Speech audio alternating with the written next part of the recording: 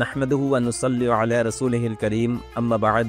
সম্মানিত সামিন একৰাম, আজি আমি আলোচনা কৰিবলৈ লৈছোঁ ইছলামৰ দৃষ্টিত সৎ চৰিত্ৰৰ কিমান ডাঙৰ ফজিলত আৰু গুৰুত্ব আছে, আৰু এজন সৎ চৰিত্ৰৱান মানুহ হ'বৰ কাৰণে কিখিনি গুণৰ অধিকাৰী হ'ব লাগে। এইবিলাক কথা কাৰো অজানা নহয়, যিহেতু প্ৰত্যেকটো মজহব আৰু ধৰ্মৰ বা এই পৃথিৱীত বাস কৰা প্ৰত্যেকজন মানুহৰ কাৰণে সৎ চৰিত্ৰৰ ভূমিকা পালন কৰা বা নিজকে সৎ চৰিত্ৰৱান হিচাপে সমাজত পৰিচয় দিয়াটো প্ৰত্যেকজন ব্যক্তিৰ কাৰণে নৈতিক দায়িত্ব আৰু কৰ্তব্য হয়।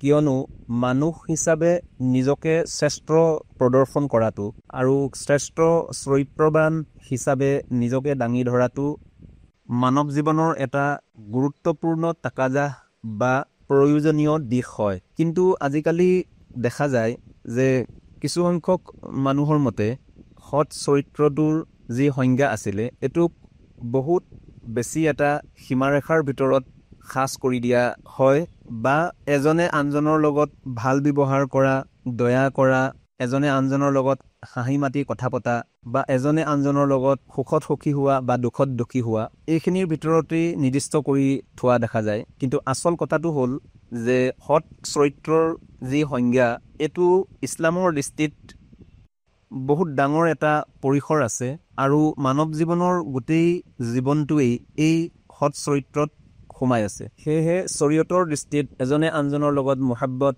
মেহৰবানী, একৰাম আৰু সন্মান, আৰু মানুহৰ মাজত হায়া ও শৰম বা লাজ যাক কোৱা হয়, এজনে আনজনক সহায় কৰা বা হাদিয়া দিয়া, বা যিকোনো বিপদৰ সময়ত সবৰ বা ধৈৰ্য ধৰা, আৰু সকলো সময়তেই সুখ দুখ সৰ্ব অৱস্থাত আল্লাহৰ শুকৰিয়া আদায় কৰা, আদল ও ইনচাফ কৰা। যদি কোনোবা ব্যক্তি কোনো বিশেষ পদবীত থাকে তেতিয়াহ'লে তেখেতৰ ওচৰলৈ যিবিলাক মানুহ আহিব সেই মানুহবিলাকৰ লগত যাতে ন্যায় হয় তাৰ ব্যৱস্থা কৰা, আমানতদাৰ হোৱা, মাক বাপেকৰ লগত ভাল ব্যৱহাৰ কৰা, বন্ধু বান্ধৱৰ লগত ভাল ব্যৱহাৰ কৰা, বিবি বাচ্চাৰ লগত ভাল ব্যৱহাৰ কৰা, য়াতিম বা যিসকল মিস্কিন আছে বা দুখীয়া শ্ৰেণীৰ মানুহ আছে সেইসকলক সহায় কৰা, ওচৰ চুবুৰীয়াৰ লগত ভাল সম্পৰ্ক কৰি পেলাই চলা। মুছলমানেই হওক বা আমাৰ সমাজখনত যিকোনো ধৰ্মাৱলম্বীৰ লোক আছে বা ধৰ্মক মানি পেলাই চলাৰ মানুহসকল আছে, গতিকে সেইসকলৰ লগতো ভাল সম্পৰ্ক, ভাল ব্যৱহাৰ কৰা। ইয়াৰ উপৰিও ইছলামে ইমানখিনিলৈকে সৎ চৰিত্ৰৰ কথা কৈছে যে কোনো জীৱ জন্তু বা চৰাই চিৰিকটিৰ লগতো দেখভাল কৰা বা ভাল ব্যৱহাৰ কৰা। মানুহ হিচাপে যাতে সেই জীৱ জন্তুবিলাকেও আপোনাৰ মোৰ পৰা কষ্ট নাপায়, ইত্যাদি যিমানবিলাক দিশ আছে এই প্ৰত্যেকটো দিশেই হুস্নে আখলাক বা সৎ চৰিত্ৰৰ ভিতৰত অন্তৰ্ভুক্ত, আৰু যিবিলাকৰ সম্পৰ্কে শৰীয়তে আপোনাক মোক শিক্ষা দিছে। এই সম্পৰ্কে কোৰাণে পাকৰ এটা আয়াত, সূৰা আল কলম আয়াত নম্বৰ 4, য'ত আল্লাহ তাবাৰক ও তাআলা ফৰমাইছে যে আউযু বিল্লাহি মিনাশ শাইতানিৰ ৰাজীম, বিসমিল্লাহিৰ ৰহমানিৰ ৰহিম, ওয়া ইন্নাকা লাআলা খুলুকিন আযীম, সাদাকাল্লাহুল আযীম। এই আয়াতে পাকৰ খোলাসা হ'ল এনেকুৱা যে আল্লাহৰ নবী সাল্লাল্লাহু আলাইহি ওয়াসাল্লামক সৃষ্টি কৰা হৈছিলে বা দুনিয়াৰ বুকুলৈ প্ৰেৰণ কৰা হৈছিলে এটা মহান আখলাক বা এটা সৎ চৰিত্ৰৰ পূৰ্ণাংগ ৰূপ দিবৰ কাৰণে। সেয়েহে এই আয়াতে মুবাৰকাৰ তফছিৰত উলামা ইকৰামসকলে লিখিছে যে আম্মাজান হযৰত আয়েশা ৰাদিয়াল্লাহু তাআলা আনহাই ফৰমাইছে যে আল্লাহৰ নবী সাল্লাল্লাহু আলাইহি ওয়াসাল্লামৰ যি চৰিত্ৰ সেয়া সম্পূৰ্ণ কোৰআনে হয়। অৰ্থাৎ কোৰআনে পাকত অন্যান্য হুকুম আহকামৰ লগতেই যি উত্তম আমাল আৰু আখলাক বা চৰিত্ৰৰ শিক্ষা দিয়া হৈছে, এই প্ৰত্যেকটো দিশৰ যি যোগফল বা সমষ্টি হয়, এইখিনিৰ আপ সাল্লাল্লাহু আলাইহি ওয়াসাল্লাম আমালি নমুনা বা শ্ৰেষ্ঠ উদাহৰণ হয়।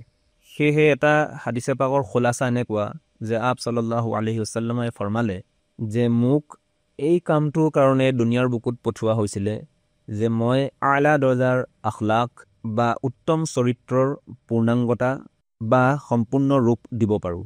সেয়েহে আপ সাল্লাল্লাহু আলাইহি ওয়াসাল্লামৰ যি সাহাবাই কেৰাম ৰাদিয়াল্লাহু তাআলা আনহুম সকল আছিলে লগত, সেইসকলৰ লগত যি সম্পৰ্ক আছিলে বা যি ব্যৱহাৰ আছিলে সেয়া খুবেই নম্ৰ আৰু সহজ সৰল আছিলে আৰু সেই সময়ত যিসকল গাইৰ মুছলমান আছিলে সেইসকলৰ প্ৰতিও আপ সাল্লাল্লাহু আলাইহি ওয়াসাল্লামৰ ব্যৱহাৰ নম্ৰ আৰু সহনশীল আৰু দয়াবান আছিলে। শেষত মুঠ কথাটো হ'ল যে কোৰআন আৰু হাদিছৰ যি খোলাচা বা ইছলামৰ দৃষ্টিত এজন প্ৰকৃত মুছলমান হ'বৰ কাৰণে আৰু আপ সাল্লাল্লাহু আলাইহি ওয়াসাল্লামৰ যি উম্মত হোৱাৰ সৌভাগ্য আপোনাক মোক আল্লাহ তবাৰক তাআলাই দান কৰিছে, তাৰ বাবে আমাৰ সকলোৰে বাবে দায়িত্ব আৰু কৰ্তব্য যে আমি আমাৰ সমাজখনৰ সকলো শ্ৰেণীৰ মানুহৰ লগত ভাল ব্যৱহাৰ আৰু লগতে ঘৰৰ যিসকল আমাৰ সদস্য আছে,